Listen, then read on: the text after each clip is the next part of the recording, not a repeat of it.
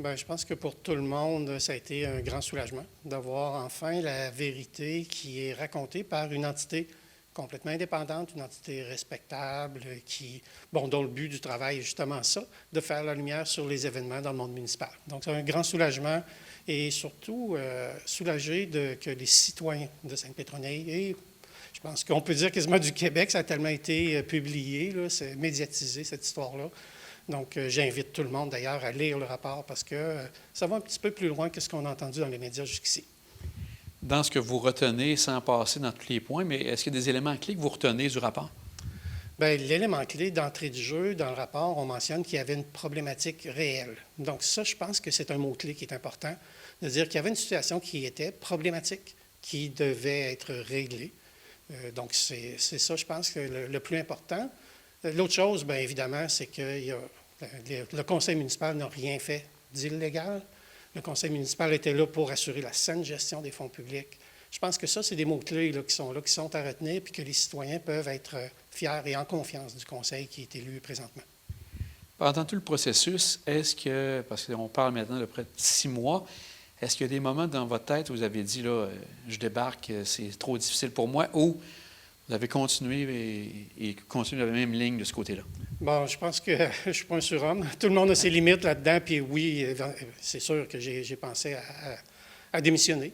Ça, c'est vrai. Bon, quand on a la certitude qu'on agit pour le bien de la collectivité, je pense que ça aurait été décevant de démissionner. Mais il faut respecter nos limites et j'en suis venu très, très près, tant au niveau physique que psychologique. Ça a été vraiment difficile. Comme vous dites, tout ce qui s'est passé, l'environnement, c'était pas facile pour vous? Je le qualifierais même de toxique. Je pense que c'est un mot qui n'est pas exagéré dans la situation parce que, encore une fois, je vous invite à lire le rapport. Vous allez comprendre un peu mieux aussi. Vous l'avez sûrement lu, mais j'invite les citoyens à le lire, où on décrit bien la situation qu'on vivait dans les séances de conseil. Mais il y a beaucoup de choses qui n'ont pas été dites, dans les courriels, dans les téléphones, c'est tout ça, là. Les réseaux sociaux, bien, je pense que ça n'a pas besoin d'être expliqué. Je pense que tout le monde connaît l'utilisation des fois malicieuse un peu que les gens en font. Donc ça a été vraiment difficile de voir tout ce qui a été raconté, toutes sortes de choses inexactes qui ont été racontées. Ça, c'est vraiment difficile à vivre. Et de ce qu'on voit dans le rapport, il y a quand même eu des discussions, je comprends bien. On remonte à le point de départ qui était la fameuse facture avec les bénévoles de la bibliothèque. Ouais. De ce que je comprends, il y a quand même eu des discussions qui ont été faites avec eux pour essayer de trouver un terrain d'entente à l'époque. Oh, absolument.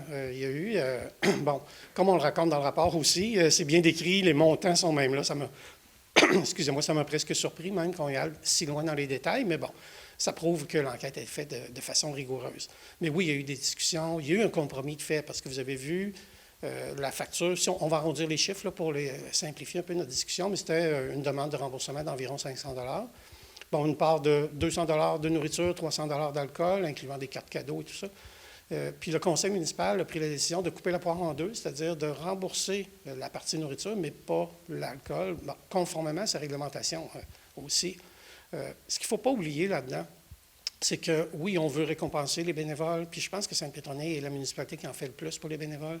Chaque année, il y a toujours eu des soupers récompenses, qu'on appelait soupers des bénévoles d'ailleurs, où plusieurs milliers de dollars étaient investis. Donc, il y avait ça aussi qui se jouait, mais la décision de couper la poire en deux, je pense que c'était déjà là une décision de compromis, puis de continuer l'entente. Il y a des rencontres qui ont suivi aussi, dans lesquelles on disait, bien, on apprécie votre travail. Puis ça a été verbalement, par écrit, par courriel. À chaque fois, nos communications indiquaient qu'on voulait continuer l'entente avec eux, mais qu'on devait respecter le cadre légal qui est imposé aux municipalités. Puis je pense qu'on en fait mention aussi dans le rapport. Et juste avant de tomber dans les recommandations, peut-être de voir, il y avait dans le rapport peut-être certaines suggestions qui ont été faites par la commission. Entre autres, peut-être au niveau des mises en demeure, on se posait la question s'il n'y avait pas été possible d'avoir des mesures peut-être un peu moins fortes, parce que quand même, inévitablement, ça demeure quand même toujours costaud de mise en demeure. Est-ce qu'il y a des éléments que vous avez pensés ou d'autres méthodes que vous avez pensées pour faire passer le message aux citoyens? Bon, je pense qu'on l'a dit tantôt, tout le mois, tout l'automne, en fait, on a tendu la main à travers plusieurs rencontres, à travers des communications, pour essayer de désamorcer un enjeu qui n'en était pas un. En fait, là, tout ce qu'on demandait aux bénévoles, c'était de faire approuver les dépenses au préalable, avant d'engager une dépense. Puis la loi est claire là-dessus, seul le conseil municipal peut faire ça. Donc, on a tenté toutes sortes de choses. On s'est fait conseiller tant au niveau du ministère, parce qu'on était en communication avec eux, nos aviseurs légaux, bien sûr, les firmes de communication. Puis tout le monde nous disait, bien, ça va, attendons un peu, tu sais, ça va se calmer, mais tout le monde a bien vu que ça ne s'est pas calmé. Au contraire, il y a eu une augmentation des pressions, tout ça. Donc, on a tout fait pour éviter d'en arriver là. Qu'est-ce qu'on aurait pu faire de différent? Bien, je vais vous retourner la question si vous avez des bonnes idées. Parce qu'on était rendu, c'était une solution de dernier recours, on est d'accord avec ça. Mais il faut préciser que les mises en demeure n'étaient pas là pour museler les citoyens comme on a laissé entendre. La mise en demeure était claire. Tout ce qu'on demandait, c'est de ne plus divulguer d'informations privées, confidentielles, qui portaient préjudice à notre directrice générale. C'était ça, le contenu des mises en demeure. Puis comme il n'y avait pas de porteur de dossier, personne ne dit, est arrivé en avant en nous présentant une pétition. Je suis le porteur. Bien, on aurait pu écrire à cette personne-là, mais là, il n'y en avait pas de ça. Donc, on pouvait raisonnablement présumer que tous ces gens-là avaient eu accès à des informations confidentielles. Donc, la mise en garde qu'on a envoyée consistait à ça, à les prévenir de ne pas continuer cette divulgation-là qui portait atteinte à la réputation d'un employé de la municipalité. Puis ça fait partie des devoirs de l'employeur, parce qu'il ne faut pas oublier que la municipalité est un employeur aussi, qui doit fournir à ses employés un environnement de travail sain, exempt de harcèlement, d'intimidation ou de diffamation en l'occurrence. Aussi, au niveau du journal, bien, on parlait, entre autres, on y allait peut-être le travail du procureur à l'époque qui a travaillé dans le dossier, de limiter un peu la manière que ça a été fait. Ouais. Est-ce que vous auriez retravaillé un peu la manière qui a été fait, les contacts avec le journal Autour de l'île par rapport à la mise en demeure, etc., la manière que ça a été travaillé pour préserver la liberté de presse? Ouais. Bien, je pense qu'on a toujours respecté la liberté de presse. Puis je tiens à préciser qu'il n'y a pas eu de mise en demeure au journal. Ah, okay. Donc, puis c'est décrit dans le rapport. Si on le lit attentivement, vous allez voir qu'il y a eu une mise en demeure qui a été envoyée à un collaborateur qui, lui, refusait d'aller de l'avant avec la décision qui avait été prise par le rédacteur en chef. Donc, le rédacteur en chef et notre procureur ont eu des discussions verbales et ils sont entendus pour ne pas publier cet article-là parce que je pense qu'il portait atteinte, justement. Mais le collaborateur en question, lui, décidait de publier quand même. Il fallait faire quelque chose pour protéger nos employés, en fait. Est-ce que c'était la meilleure décision? Bien là, je vais laisser les gens juger de ça, mais on n'avait pas d'autre recours. Il y avait urgence d'agir pour protéger notre employé.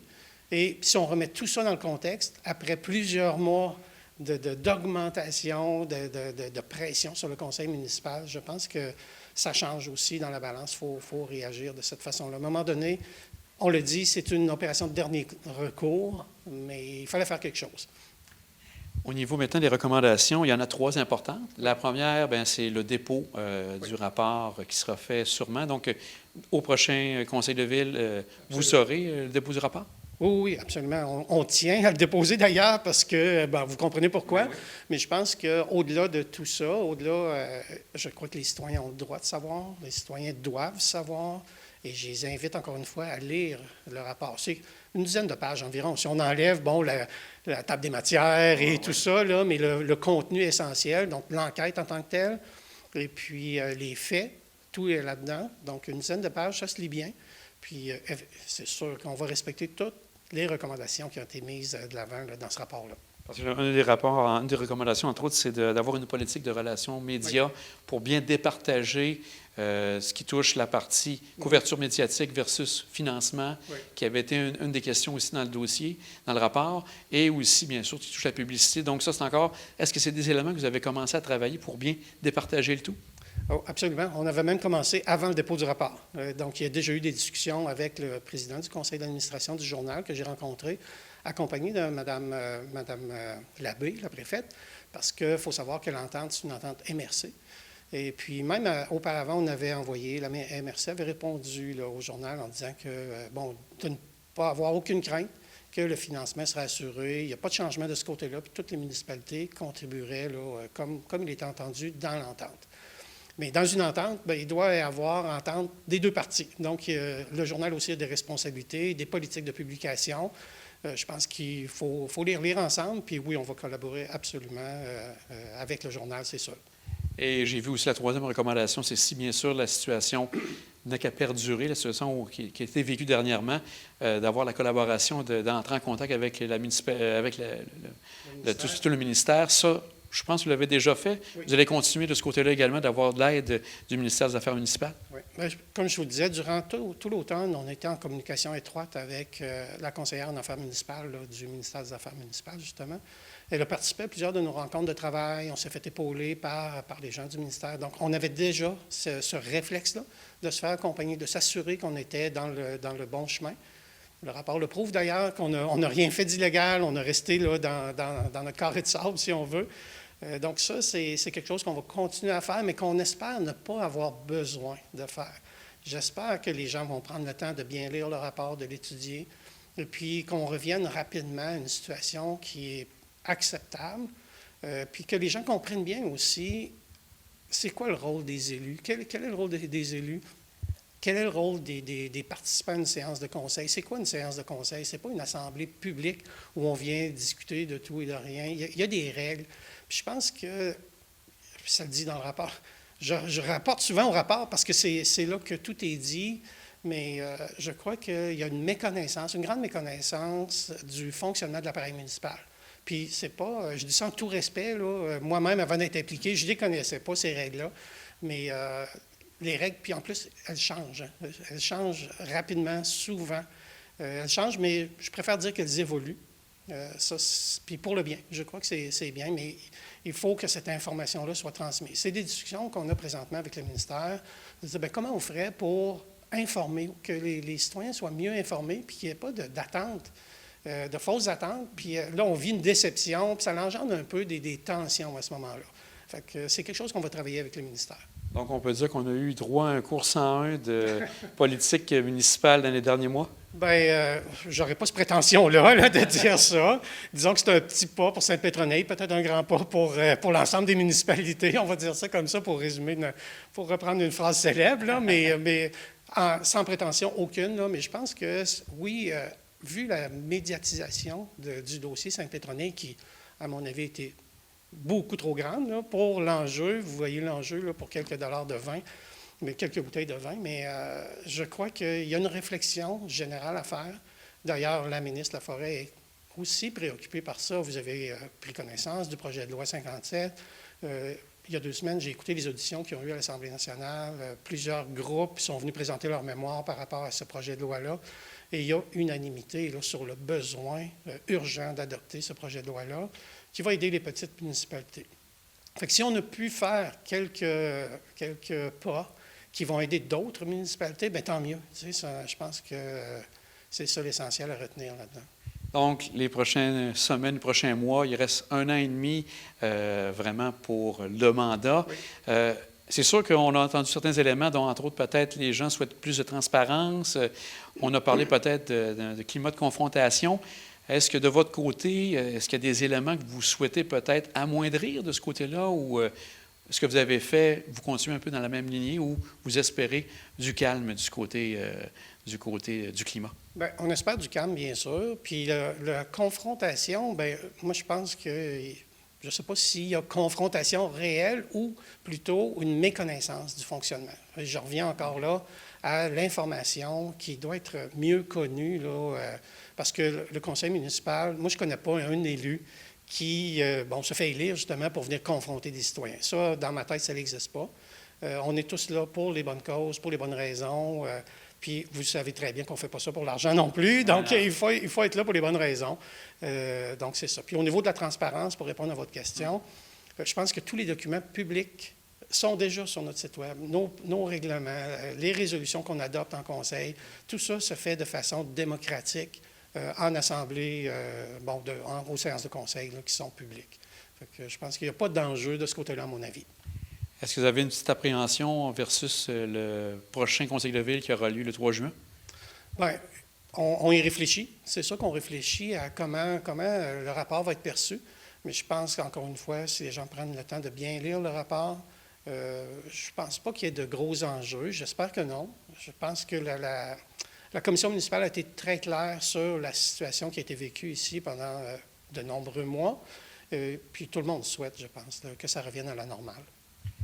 C'est sûr que dans les prochains mois, prochaines semaines, les décisions qui sont prises ici seront sûrement bien scrutées. Oui. Est-ce que c'est quelque chose qui vous met plus de pression, autant pour vous que pour la directrice générale? Bien, on a toujours un souci du détail, un souci de bien faire les choses. Ça ne change pas. S'il y a de la pression, bien, c'est possible qu'on ressente un petit peu plus de pression parce qu'on est scruté, comme vous le dites, mais quand on fait bien les choses, on fait les choses selon la loi, comme c'est dit dans le rapport de la commission municipale, je pense qu'il n'y a pas d'inquiétude à avoir de ce côté-là. Monsieur Côté, un grand merci d'avoir pris du temps pour parler avec nous.